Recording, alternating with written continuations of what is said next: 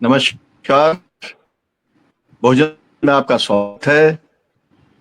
आज है रविवार और आज हम बात करेंगे शाह के व्यक्तित्व कार्यक्रम के लिए देश के जाने माने गांधीवादी तुषार गांधी जी से। तुषार गांधी जी को सभी लोग जानते हैं। पूरा देश जो है उनसे अच्छे तरीके से, जो भी सोशल मीडिया के ऊपर हैं वो भी, और जो मेन स्ट्रीम गोदी मीडिया देखते हैं वो भी, सभी उनसे भली भांति परिचित हैं। लेकिन तुषार जी, हम लोगों ने ये कार्यक्रम केवल और केवल इसलिए हम लोगों ने शुरू किया क्योंकि हम ये मानते हैं कि जो ऐसे देश के अंदर एक आदर्श स्थापित करने वाले लोग हैं जिन्होंने समाज के लिए, देश के लिए काम किया है, उनके निजी जीवन के बारे में लोग बहुत कम जानते हैं। और आपको मालूम है कि मतलब गांधी जी के बारे में उन्होंने तो अपनी आत्मकथा लिखी है, और आत्मकथा मेरे ख्याल से सबसे ज्यादा दुनिया के अंदर बिकने वाली किताब है। तो शायद उसको लोग ज्यादा जानते हैं। लेकिन आम तौर पे जो है, जिन लोगों को हम पर्दे पे देखते हैं या जिनके विचार हम सुनते हैं, उनके निजी जीवन को हम नहीं जानते। तो हम अपनी बातचीत जो है वो मोटे तौर के ऊपर, विचार के ऊपर तो करेंगे ही, लेकिन आपकी जीवन यात्रा के ऊपर भी करेंगे। आमतौर पे फॉर्मेट जो है वो हमारा जीवन के शुरुआत से होता है। लेकिन मैं एकदम एक शुरुआत करना चाहूंगा अभी केरल से। आप जिस कार्यक्रम के अंदर अभी गए थे, और उस कार्यक्रम के अंदर आपने जो कुछ भी बोला, उसको लेकर के बहुत जबरदस्त बवाल हो गया, बहुत जबरदस्त विवाद हो गया। हालांकि विवाद आपके कई ऐसे कार्यक्रम रहे हैं, कई ऐसे वक्तव्य रहे हैं जिसको लेकर के होता रहा है। वो मेरे ख्याल से पूरी जिंदगी के साथ आपके विवाद भी ऐसे जुड़े हैं। और अगर हमें कहा जाए तो गांधी जी के जीवन के साथ भी बहुत सारे, बहुत बड़े बड़े राष्ट्रीय अंतर्राष्ट्रीय स्तर के मुद्दे जुड़े थे, जो विवादास्पद रहे और जिसके ऊपर आज तक बहस जारी है। तो तुषार जी, असल में ये जानना ही चाहता हूँ कि आपसे हुआ क्या था। मतलब आपने जो आरएसएस को लेकर के वक्तव्य दिया, वो तो एक वैशेला एक संगठन है। बातें पब्लिक डोमेन में पहले थी। कोई नई बात आपने ऐसे नहीं कह दी कि अचानक लोगों को लग गया कि भाई ये तो क्या हो गया। तो फिर इतना बवाल क्यों? मतलब वो क्या अपनी खुद की पब्लिसिटी के लिए वो लोग आए थे, आपके कार्यक्रम को डिस्टर्ब के लिए, या कोई हमला करने की मंशा से आए थे? आपको प्रयोजन क्या लगता है इस पूरे जो कुछ भी हुआ केरल में उसको लेकर के? जी, जी आपने बोलें। इसमें जो क्रम था वो समझना बहुत ज़रूरी था। मुझे इस बार बुलाया था शिवगिरी मठ आश्रम के में, क्योंकि वो लोग बापू की जो वहाँ शिवगिरी मठ में जो आए थे और गुरुजी से मिले वहाँ पर, वो उसकी शताब्दी मना रहे थे और उसके उपलक्ष्य में उन्होंने एक म्यूजियम वहाँ खोला था और मुझे बुलाया था कि मैं जाकर वहाँ उस संदर्भ में बात करूँ लोगों के साथ। तो उस कार्यक्रम में जो मैंने भाषण दिया उसमें मैंने ज़रा डिप्लोमेटिकली यही बात की थी कि भाई जो प्रेरणा 100 साल पहले यहाँ से बापू लेके गए थे वही प्रेरणा आज हमें जरूरी है, क्योंकि दोनों जो महान व्यक्ति थे उन्होंने जो संदेश दिया हमको, नारायण गुरु और बापू दोनों ने, उसका हमने आज उदाहरण लेके आज जो हम समस्या फेस कर रहे हैं, जहां हमारी एकता, हमारे अस्तित्व के ऊपर खतरा मंडरा रहा है, तो उससे लड़ने के लिए उनसे प्रेरणा लेके उनकी सीख को दिखाए रास्ते पर चलकर फिर से दोनों ने जिस स्वप्न का भारत देखा था उसको प्रस्तापित करना चाहिए। तो ये मैंने सौम्य भाषा में सुबह में बात की थी। वो कार्यक्रम खत्म होकर मैं जब निकल रहा था ऑडिटोरियम में से, तो एक व्यक्ति आए, मुझे कहा कि आपसे तस्वीर खिंचवाना चाहता हूँ। मैंने कहा ठीक है, करीब खिंचवाइए तस्वीर। बहुत सारे लोग खिंचवा रहे थे। तो तस्वीर खिंचवाते वक्त उन्होंने कहा कि मैं राज्य बीजेपी का जनरल सेक्रेटरी हूँ। तो मैंने कहा ठीक है, आप जो हो वो हो, आप आए हो, मेरी बात सुनिए तो ठीक है। उसके बाद वो वापस दोपहर को वहां से निकलने से पहले मुझे एक और कार्यक्रम करना था। गोपीनाथ नायर जो प्रखर गांधीवादी थे वहाँ के, उनके घर के बाहर उनकी प्रतिमा का अनावरण करना था। तो जो वहाँ गांधी मित्र मंडल करके, गांधी मार्ग मित्र करके उन्होंने संस्था स्थापित की थी, उन्होंने मुझे बुलाया था। वहाँ मैंने सोचा कि गांधीवादी लोग बैठे हैं, मैंने सोचा कि कुछ कांग्रेस वाले आए थे जिन्होंने मुझे अपनी पहचान दी थी।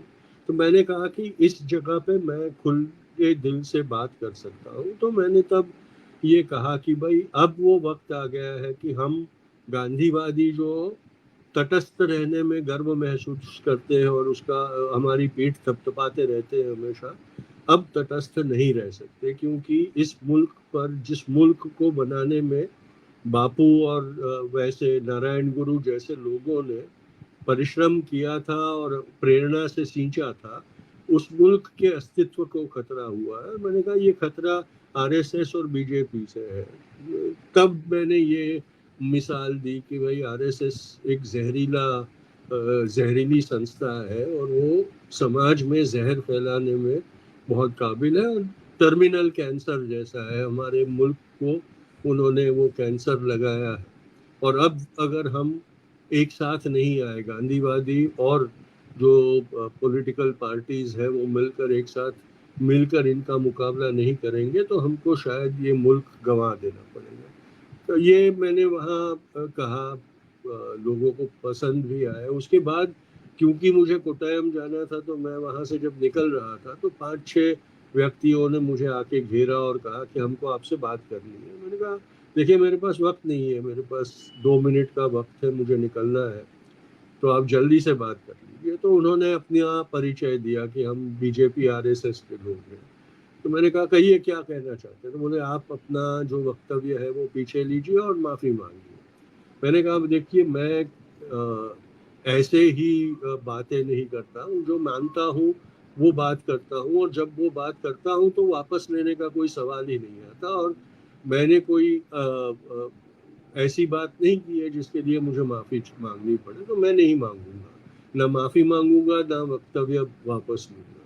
तो वो लोग उग्र हो गए और नारेबाजी करने लगे, और मैं गाड़ी में बैठा तो वो गाड़ी के सामने खड़े हो गए और नारे लगाने लगे। तो मैंने भी नारे लगाए, मैंने भी आरएसएस मुर्दाबाद, महात्मा गांधी की जय के नारे लगाए वहाँ पर। उतने में बाकी के लोग जो थे वहाँ वो आए और उन्होंने उनके साथ उनकी बहस शुरू हो गई, तो वो लोग हटे थोड़ा, तो मैंने गाड़ी निकाल दी और हम निकल गए वहाँ से। तो वाकया ये हुआ था, मुझे कुछ उसमें ज्यादा वो नहीं लगा था। सिर्फ ये महसूस हुआ कि केरल में ऐसा प्रदर्शन करने की हिम्मत उनकी इतनी बढ़ गई है करके, क्योंकि केरल में मैं जानता हूँ कि आरएसएस ने बहुत अपना प्रसार किया है और विस्तार किया है, लेकिन इस हद तक वो करेंगे ऐसा सोचा नहीं था। वहाँ जो लोग थे उन्होंने स्टेटमेंट्स दिए, उन्होंने पुलिस को बुलाई, पुलिस आई, उसके बाद ये बवाल बढ़ गया और मीडिया जी ने एकदम से उठा लिया उसको। तो ये हुआ था जी। केरल। मेरा जी मेरा पूछना ये है कि आपके साथ में आप तो लगातार पूरे देश में जाते हैं, पहले हाँ, भी ऐसा हुआ क्या? मेरे साथ हुआ है पहले भी जब ऐसा कुछ? हाँ हुआ है, लेकिन वो जिन जगहों पे हम ऐसा सोच सकते हैं कि हाँ यहाँ हो सकता है, ये इन राज्यों में ये होना मुमकिन है, वहाँ हुआ है। और शाब्दिक विरोध ही हुआ है। आज तक मुझे घेरा नहीं गया था कभी, पर केरल में ये इसका होना, ये वहाँ, और वही बात वहाँ के स्थानिक लोगों को भी बहुत खूंची है कि हाँ, केरल में आया हुआ अतिथि के साथ ऐसा बर्ताव हुआ है। तो जो केरल में एक गुस्सा उमटा है वो इसी बात पे है कि भाई ये ऐसी हरकत केरल में कैसे हो सकती है, बाकी राज्यों में हो तो हम समझ सकते हैं, लेकिन केरल में ये हरकत कैसे हो सकती है। जी, इसमें तुषार जी, ये तो आपने मीडिया से देखा ही होगा कि चाहे मुख्यमंत्री हो, चाहे कांग्रेस पार्टी हो, या सभी प्रोग्रेसिव ऑर्गेनाइजेशंस और इंडिविजुअल्स, उन्होंने आपके समर्थन में और आरएसएस के खिलाफ में बयान देने का काम किया है। एफआईआर भी बिल्कुल। दर्ज हुई है। आप हाँ। इसके अंदर क्या चाहते हैं आगे? नहीं, मैंने तो वहाँ जब मुझे मीडिया ने पूछा कि भाई आप कुछ कानूनन कार्रवाई करेंगे या कुछ, तो मैंने तो मना ही कर दिया था। मैंने कहा मैं कोई कानूनन कार्रवाई नहीं करूंगा, क्योंकि मैं वक्तव्य की आज़ादी का सम्मान करता हूँ और मैं उनको भी ये मौका देने से बाज नहीं आता कि भाई वो विरोध करे, उनको जो चीज़ पसंद ना हो उसका विरोध करे। मैंने वहाँ भी उनको, जब वो लोग मेरी गाड़ी रोक रहे थे, तो मैंने उनको यही कहा था कि भाई विरोध करना है तो बात करो, ऐसी ऐसी हरकतें मत करो, क्योंकि ये दिखाता है कि आपके पास वैचारिक विरोध करने की ताकत नहीं है। तो मैंने कहा विरोध करो, मैं आपके विरोध करने का कभी विरोध नहीं करूंगा, सम्मान करूंगा, लेकिन इसका जो शिष्टाचार है वो निभाओ। तो मैं कोई शिकायत या मैं कोई कानूनन कार्रवाई नहीं करने वाला हूँ, लेकिन मेरी बात स्पष्ट, खुलेआम और अब ज्यादा से ज्यादा करता ही रहूंगा।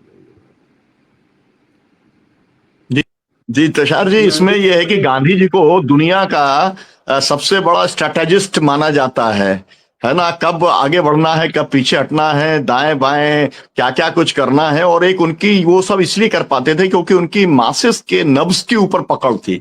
और मासेस के नब्ज के ऊपर पकड़ इसलिए थी क्योंकि वो लोगों के साथ में दिन रात इंटरैक्ट करते थे, है ना। तो आप जो है उम्मीद हम करते हैं कि उस तरीके से आगे बढ़ेंगे। और तिवारी जी क्या जो वाकया केरल में हुआ नियतिकरा में, वहाँ एक हमारी सभा में एक मौलवी साहब भी बैठे हुए थे। वो कोने में जाके बैठ गए थे, पर मेरे बोलने के बाद उनको मौका दिया गया बोलने के लिए, और वो काफी इमोशनल हो गए थे। उन्होंने कहा मैं ज्यादा नहीं बोल सकूंगा, मैं रोजा कर रहा हूँ, तो गला सूख गया है मेरा, तो पर मेरी बात मैं करना चाहता हूँ। उन्होंने कहा कि कई सालों से, कई महीनों से और ज्यादा अभी पिछले 2 साल के वाकयों से मेरे मन में एक व्यथा थी, और ये सारी चिंताएं मुझे हो रही थी कि जिस तरह हमको टारगेट किया जाता है, उसकी जो बड़ी साजिश है, उसके बारे में व्यथा और चिंता दोनों मेरे मन में थी। पर मुझे कहीं से आशा का कोई किरण नहीं दिख रहा था, और मेरे मन की बात आज तुषार जी ने लोगों के सामने खुलेआम कर दी। इससे मुझे एक एहसास हो रहा है कि नहीं, मेरी बात करने वाला इस मुल्क में कोई है। और जो आरएसएस और बीजेपी वाले वहां थे, उनको सबसे ज्यादा खटका ये कि देखो ये आदमी बोला और मौलवी ने समर्थन किया इसका। तो जब मैं निकल गया था तो उन्होंने शिकायत लोगों से ये की कि मौलवी को क्यों बुलाया, उसको बोलने क्यों दिया आपने करके। तो ये जो असर हो रहा है माइनॉरिटी, मुझे लगता है तुषार जी क्योंकि समय कम है, इसलिए मैं कहता हूं कि गांधी जी ने कश्मीर से आशा देखी थी, आपने केरल से आशा देखी। उस समय जब चारों तरफ हिंसा थी, दंगे थे, तब उन्हें लगा था कि एक आशा की खिड़की जो है वो जम्मू कश्मीर है। ये बात उन्होंने कही और बार बार कही। आपको केरल से लगी, उससे हम लोग, हमारे जैसे लोग जो परिचित लोग हैं, उनको भी काफी उम्मीद बनती है। मैं चाहूंगा कि तिवारी जी अपने